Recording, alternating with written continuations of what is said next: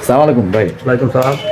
এই যে আপনি গ্লাস কাটলেন, জি ভাইয়া, আপনার হাতের একটা কলমের মতো, জি, এটার নাম আসলে কি? এটার নাম হলে কেউ বলে হীরা, কেউ বলে ডায়মন্ড, কেউ বলে গ্লাস কাটার কলম। আচ্ছা আচ্ছা, দেখেন এটার মাথায় শুধু একটা ঋণের মতন করে।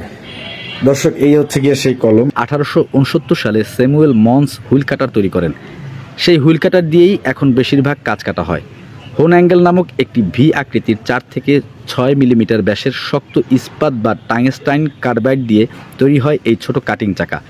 ভি এর কোণ যত তীক্ষ্ণ হবে, কাচের টুকটুটি কাটার জন্য তত ভালো হবে। বেশিরভাগ হাতে ধরা কাচের কাটারগুলোর হোন অ্যাঙ্গেল হয় 120 ডিগ্রি থেকে 140 ডিগ্রি। কার্যকরীভাবে কাচ কাটার জন্য অল্প পরিমাণ তেলেরও প্রয়োজন হয়। অধিকাংশ ক্ষেত্রেই কেরোসিন তেল ব্যবহার করতে দেখা যায়। কিছু কাচের কাটারগুলিতে এই তেলের একটি জলাধার থাকে, যা চাকা এবং কাচ উভয়কেই লুব্রিকেট করে। মধ্যযুগে তীক্ষ্ণ লোহার রড উত্তপ্ত করে কাচ কাটা হতো।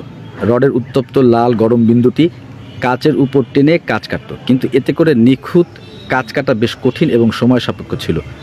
14 এবং 16 শতকের মধ্যে ইতালিতে শুরু হয় হীরা টিপড পদ্ধতি। এই পদ্ধতিতে সুনির্দিষ্ট করে কাচ কাটা সম্ভব হতো। কাচ কাটা নিয়ে এই ছিল দর্শক আমাদের আজকের আয়োজন। সকলের সুস্বাস্থ্য ও দীর্ঘায়ু কামনা করে আজকের মতো এখানেই বিদায় নিচ্ছি। সবাই ভালো থাকবেন। আসসালামু আলাইকুম।